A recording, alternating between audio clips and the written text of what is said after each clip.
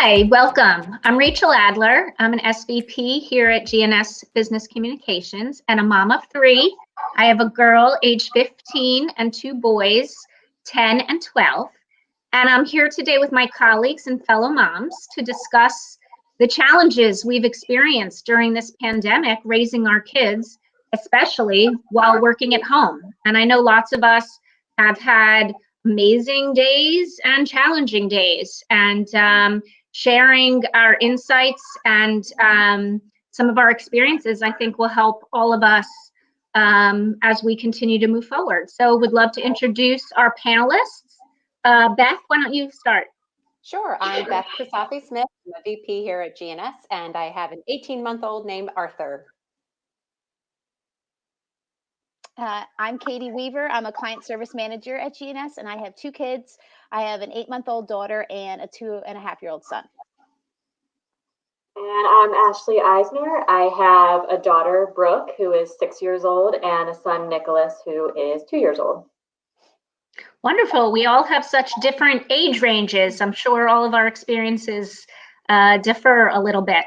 I think to kick off, why don't we each share a little bit about our overall experience, parenting during this pandemic. I know for me, because my kids are older, I recognize that I have been super lucky. They're independent. They're able to, do their work from home themselves, obviously with a little bit of parental support. But I can't imagine with all of you with such young kids, how much hands-on time you must need to have with your kids while also balancing work. Would love to hear your thoughts. Beth, why don't we start with you? Sure. Well, having Arthur in September of 2019 and basically coming back to work full-time in January of 2020 didn't give me a lot of time to adapt to the working commuting life before all of a sudden we were taken back home as part of the pandemic. And there definitely, as Rachael said, been some big highs. Like I'm able to wake up in the morning and make my son breakfast and eat with him, and then make him lunch, and then eat with him, and then make him dinner, and then eat with him, which has been wonderful, but at the same time exhausting. And I mean, I'm so grateful for the experience of being able to spend so much time with him, but at the same time, it does terrify me knowing that things will end and I'll be going back to work. So it's been kind of an interesting emotional roller coaster just throughout the process, and even as I look to the future, as to the fact that I won't be having as much time with my son, and we'll have to adapt to a completely new working lifestyle. So, Katie, I'd be interested in your thoughts on this question too. Yeah, like you both said, it's kind of been up and down. There's been a lot of great things. I get to spend so much more time with my family, with my husband too. He's been working from home this entire time too. He's a teacher. So that's been interesting, having us both home all the time together, the entire family. But like Beth said, spending all that time with my kids, there's nothing like it. We've never had that experience. We've never been able to do something like that. We probably never will again. So my daughter was born in July. So I've been home with her this entire time for 8 months. I've been able to spend that time with her, watch her grow up, see all those firsts that we missed, with my son being back at work. So it's been amazing. But like Beth said, like Rachael said, it's been a challenge too. It's figuring out how to balance all of that and work and life, and, not feeling guilty when you're working and not feeling guilty if you run downstairs quick to say hi and your kids really want to see you. So it's been a mix, but overall I'd say it's definitely been a blessing. There's nothing better than to be able to spend this much time with them, especially when they're so young. So I've enjoyed it as much as, I don't want to say I've enjoyed a pandemic, but there are some good parts to it. But Ashley, I know you've had a different experience too, so I'd love to hear what your thoughts are. Yes, I completely agree with both of you. I think for me, it's been this unexpected gift of time with my children. Since my daughter was 12 weeks old, she has been in daycare full time. Now she's in first grade, but I had never had that much time to spend with her. It was dropping her off at daycare early in the morning, picking her up in the evening around 6 o'clock, getting dinner ready, and then putting her to bed. So I'm so happy to be able to watch her grow up in real time now. At the same time, she is now back in school, but doing half day school. So she's with me at home in the afternoon. And I feel so fortunate that I can be here with her, that I'm in a position where I can work from home and I don't have to find alternate care for her at this time. But at the same time, it's also tending to her needs, helping her with technical issues while she's trying to do her online schoolwork, having some interruptions when I'm on video calls with clients. And it's not her fault. She's so independent and so well behaved, but it's also a challenge for me to manage being that role of mom plus employee plus teacher for her at the same time. Who knew moms could do it all, right? I mean, Ashley, that's insane. All three hats at one time. I think for me also, it's been interesting for my kids, especially because they're a little older, to watch me work and ask me, oh, what client are you speaking to? Oh, is that your colleague, friend? Well, they don't use the word colleague, friend from work. So I think it also has provided that insight into what we do as moms all day, right? They see us just as their moms, and now they get to see us, as professionals. I think it's a great learning experience for them. I know prior to this call, we talked about each of our own individual challenges. And I know, Katie, I can't even imagine giving birth during this pandemic, the whole experience leading up to, going to the hospital and then giving birth and the aftermath, which all of that is unbelievably stressful and exciting at the same time. But add on a pandemic, I can't imagine what your experience must have been. Would love to hear you share your thoughts on that. Yeah, thanks, Rachel. Yeah, giving birth during a pandemic was definitely interesting.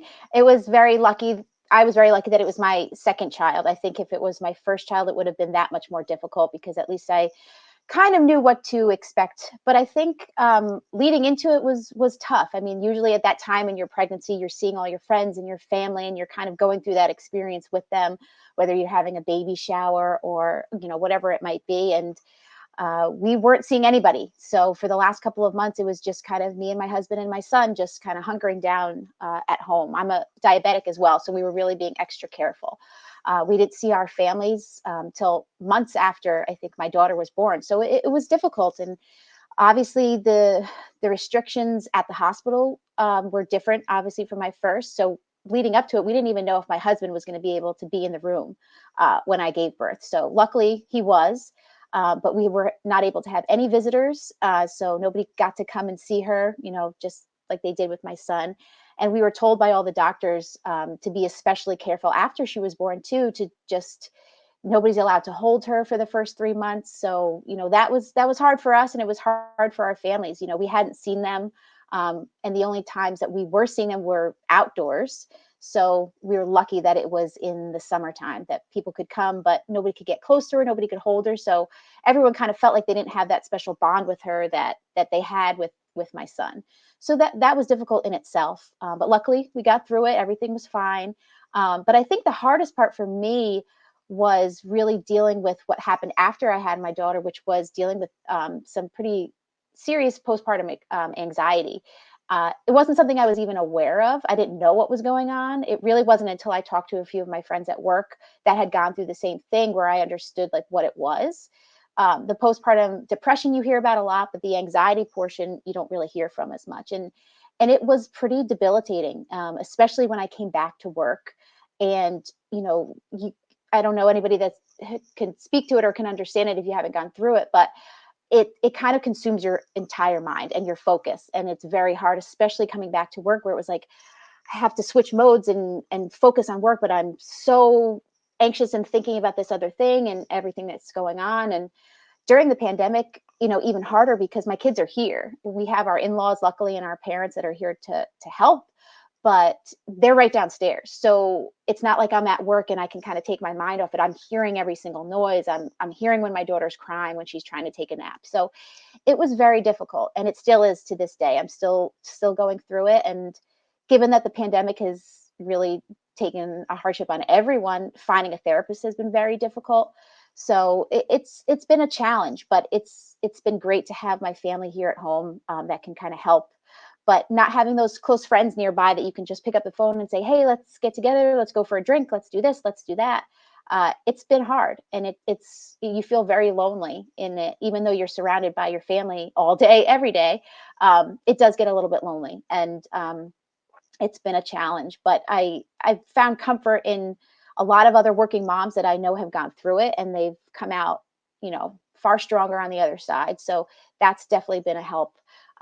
But definitely a challenge. But I know so many people have gone through it, and I know people are going through it right now.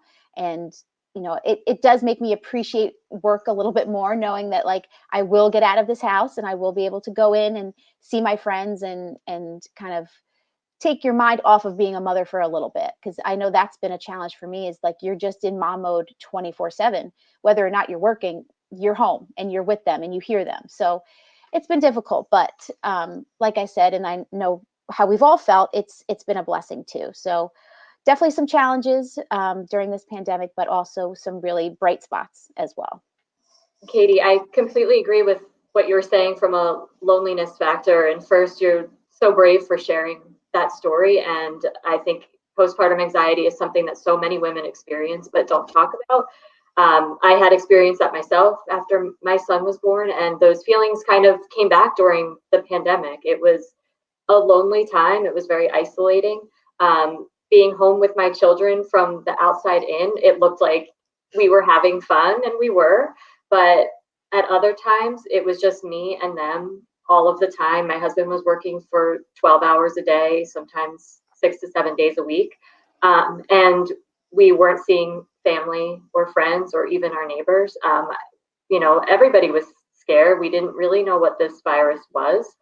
And we were told not to see other people. So it was very isolating at times, just being here all the time and sort of getting lost in your thoughts of pandemic worries, family worries.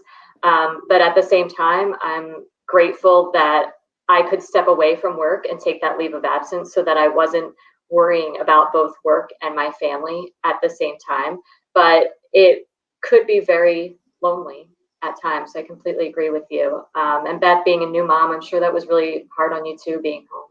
Yeah, no, the loneliness factor is real. And, my husband and I moved to the suburbs right before I got pregnant with Arthur. And so we didn't know a lot of people here. We were trying to, meet people. And being a new mom could be, kind of a nice social thing, because you want to be able to meet other new moms, and you can join a new moms group through the hospital and go through that together, which I luckily had a chance to do, unlike I think other women who gave birth during the pandemic. But, a few months in, all of a sudden, half the moms moved away. They moved home to Texas or up to Canada, and my mom's group only had 4 people in it. So there goes, most of those people. And it was really hard because we're here trying to establish ourselves as a family of 3, which together, is wonderful. And we've had just such wonderful time together, but, establish a community. It takes a village. And during a time where you're not allowed to socially interact with other people. So we can't go out and meet new people. We can't set up play dates. We don't have anyone to even set them up with. And so it's sort of like, our life as a family outside of this bubble is put on hold until this is over. And it can be really lonely to not have, other adults to talk to not have other people to, ask questions about. I mean, that's why it's so wonderful talking to other parents within GNS, about this, but how nice would it be to be able to see those other parents at GNS with our kids? The loneliness factor is really real. And I think it's something that a lot of us can identify with. Yeah. And I mean, for me, as it relates, back to work and that loneliness and everything, especially with the postpartum anxiety, is, you kind of have to put on a brave front, and you got to go to work. So as much as you're freaking out about whatever you're freaking out about, you can't show that at work. So you got to kind of switch gears and act like everything's perfectly fine and go to work and get your job done. Meanwhile, it's eating you up inside. And that was a very difficult thing for me to deal with. And it still is, to this day. And, it's something I know we all deal with, or we've talked about that we've all dealt with. And I know a lot of other mothers do, but that's a difficulty in itself. So switching from, mom to wife to worker, all of those things, trying to switch back and forth throughout the day, it's tough. So I think we've all experienced that. And a lot of moms out there are going through that too. So this pandemic will hopefully end soon and we can all go back to living our normal lives and complaining about something else. Well, I mean, thank you so much for sharing that personal story. I know I experienced postpartum depression as well, and it was challenging and difficult then. I imagine on adding on top of that the layer of the pandemic makes it even that much more challenging. But I do think the rise in access to telehealth and medical professionals online hopefully is helping, you know, many women who didn't have time in the past to go and actually physically see a therapist. I hope that increase in technology and the ability for us to communicate this way so seamlessly has helped people. So I think that you know, has definitely been a benefit. Ashley, I know we discussed for you a different challenge. You actually needed to take a leave of absence. The pandemic hit, as we know, a year ago. And by the summer, you realized that you needed to, you know, take time away from work and really take a leave of absence to provide childcare for your family. I'm sure that was a very difficult decision. Would love to hear, you know, your thoughts about that experience. Yeah, this was something that I really agonized over. And the funny thing is, I remember the last time I was in our New York office was March 3rd, and I'll always remember that date. And I remember speaking with our managing director, Anne, about just having a conversation about how schools were closed abroad in Japan, specifically, we were speaking about. And I had been talking to her about, I didn't know what I would do if schools closed here. And I just didn't think it was a reality. Exactly 10 days later, my daughter's school closed for what was supposed to be 2 weeks. My son's daycare closed also, which was supposed to be for 2 weeks. Daycare ended up being closed for at least 2 months, and school has been in and out since then for an entire year now. My husband is a golf course superintendent, and if you're not aware, golf has had a record year for growth. It's one of the few activities that did not slow down during the pandemic because it's outdoors. You can practice social distancing. So his golf course never closed. As the pandemic hit, we were going into his very busy season in the spring and summer. Being a golf course superintendent is not a job that you can do from home. So he was an essential worker. And that left me with the primary care responsibilities for my children. So I knew from the first day that they were home last March that this was not sustainable. So I had to take a step back, make the decision together with my husband that I would take a leave of absence from work. I was very grateful for that opportunity. I took a leave through the Families First Act, which was part of the coronavirus. And I'm very grateful to GNS that I was in a position where I actually had a choice. I know many working mothers did not have a choice. Either they were an essential worker who had to leave the house for their job, or they had to work from home and just work through it with their children at their side. So I didn't want to let my team down. And that's why it was such a difficult decision for me, as well as having a career is important to me too. Rachel, as you said in the beginning, I think it is so important for my daughter at her young age to see me as a working mom. But I also knew that I had to put my family's needs first during that time. So it was a difficult decision to make, but one that I'm glad that I did. And I'm so happy that I had that gift of time with my children for a few months and was able to enjoy the summer with them as well. Thank you. I think that's great. And I think, you know, the fact that, you know, our agency offered us flexibility and options as working moms. With my oldest 15, I have seen the massive evolution of, you know, the flexibility employers are providing. And I really have been impressed by GNS and other companies and agencies who have focused on putting moms first. I know, however, as the stats say, working moms and women in general have been the first ones to unfortunately leave the workforce, because of the pandemic. So it's imperative for companies to figure out how to balance that better. Beth, I know we talked about, during the work day, being home, working, and with your child at home, balancing within moments of, being on a call with a client and then switching quickly to mommy mode to serve lunch and then switching quickly back and feeling guilty about both. I know lots of moms are experiencing this. Would love for you to share your thoughts on that. Sure. Thank you, Rachel. And first of all, I do want to say just how humbled I am to be part of this discussion. I mean, Rachel, what you've been going through with 3 kids, and Ashley, I know how difficult that leave of absence was for you, but shout out to Ashley. She came back, didn't miss a beat. I mean, got right back into things. Like, you are a superwoman. And Katie, I can't imagine you having to go through everything from pregnancy to birth and experience postpartum anxiety during a pandemic. As Katie and I talked about a lot, I went through some postpartum anxiety as well, transitioning from having that, during a normal world to all of a sudden, a pandemic world. And Rachel, yes, to your point, telehealth has made a huge difference. Being able to talk to a therapist on a phone and a video conversation while working from home and dealing with being a mom, being a vice president at a business communications agency is a lot. And it's something that has been difficult, I think, mentally and emotionally, going from, okay, I'm in my office, I'm, in work mode, I'm doing things, and then all of a sudden it's 12:30 and it's, okay, I've got an hour until my next conference call. Let me go downstairs and see my family.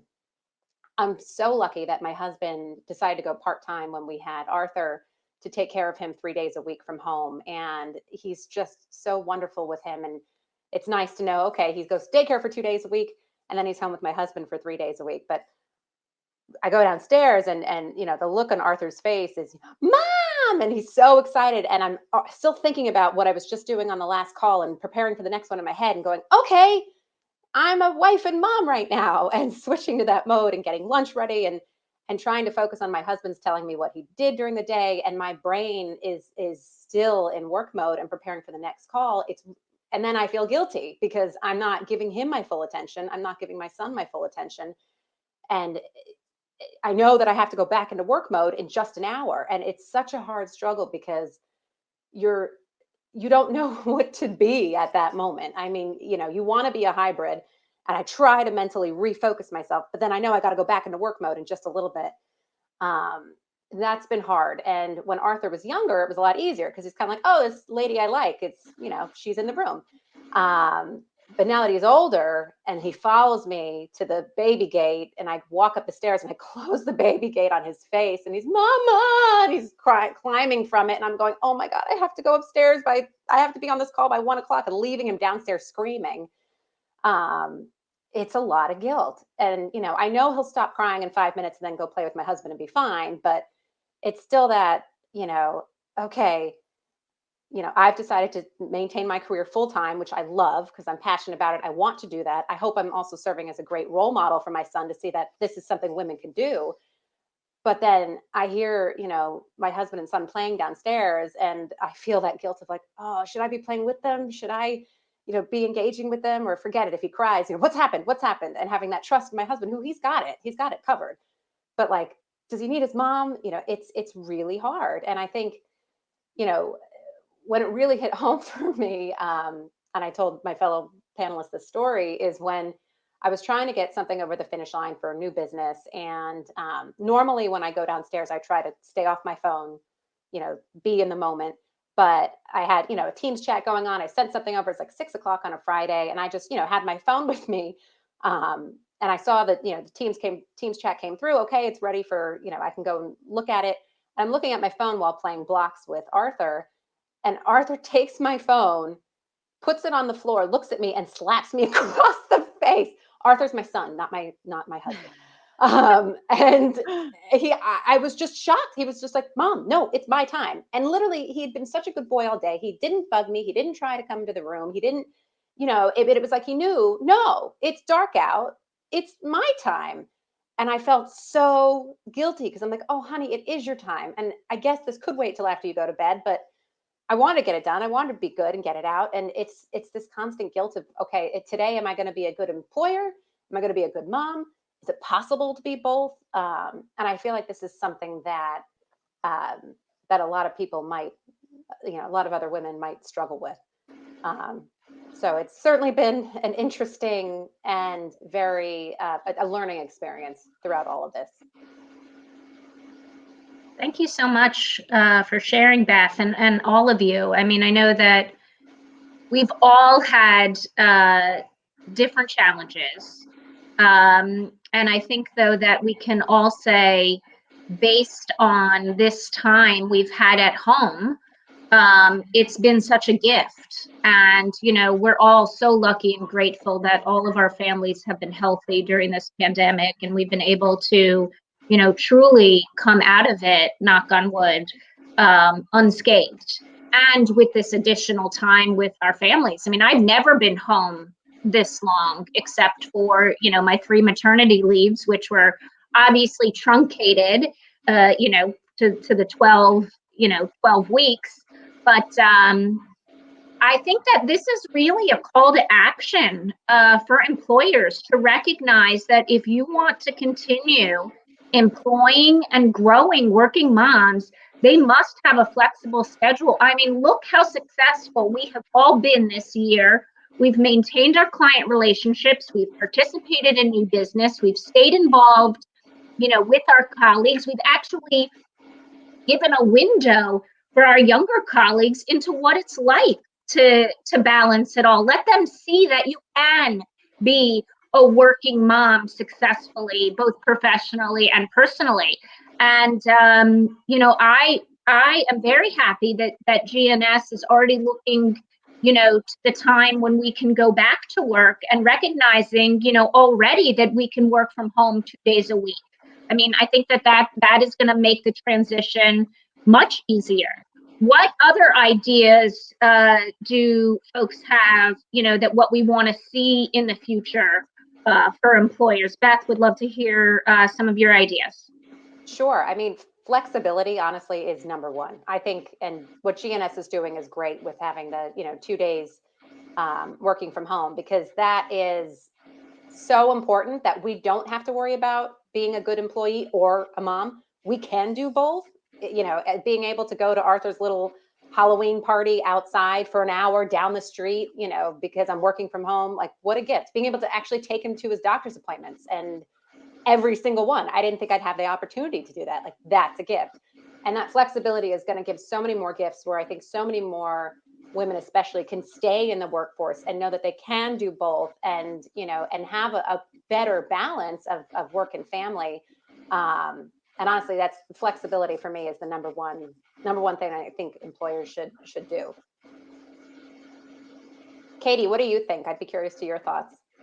Yeah, flexibility for sure. And I think just understanding and leniency when it comes to things. I mean, like we've all said, it's been a challenge, but it's been a blessing. And I think the thought of going back into work is going to be difficult. I mean, I have personally close to a 4-hour commute every day when I come into the office. So for me, that's 4 hours of the day that I don't get to see my kids.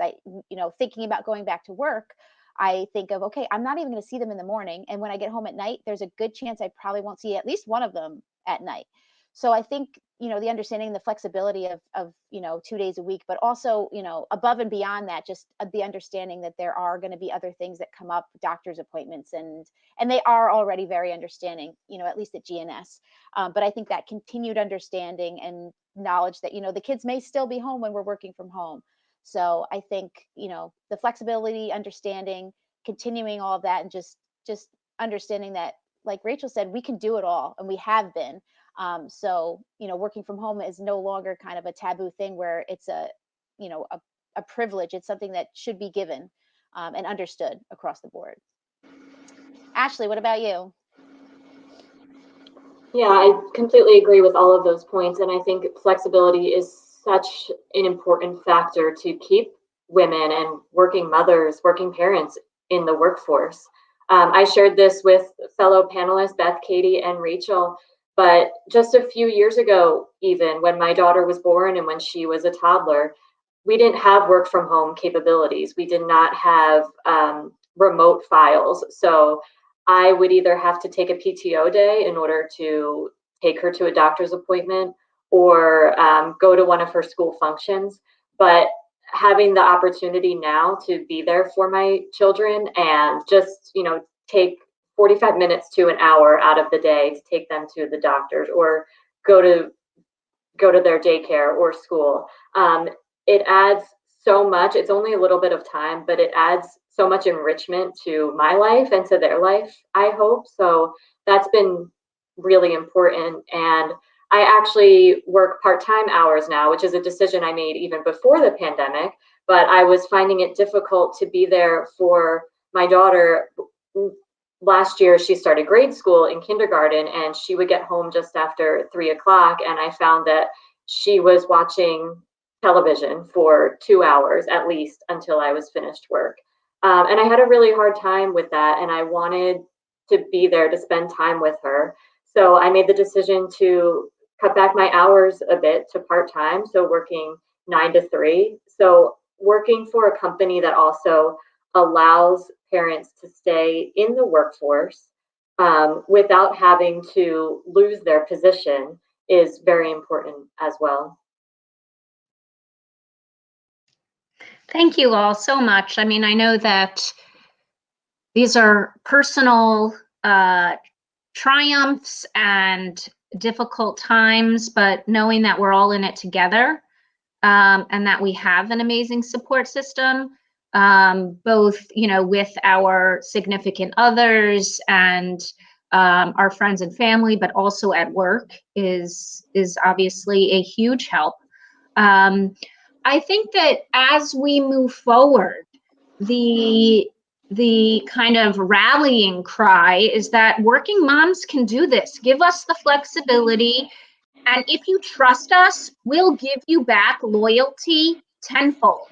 We will be committed to your organization. I mean, I know for me that oftentimes between, the hours of 2:30 and 4:30, I often have to jump to drive someone to Hebrew school or to soccer, which I wasn't able to do before. And now my kids appreciate, the time in the car with me for 10 minutes, having one-on-one conversations. Those are the simple moments where you really get to bond with your child. And then, at 8, 9 o'clock, when everyone's finished with their homework and we've had dinner and they're watching TV or most likely playing Fortnite, I'm able to log back in and do my work. And I think that even that level of flexibility, makes a difference. So thank you all for listening. I hope we've provided some insights into the challenges we face raising our kids during this pandemic.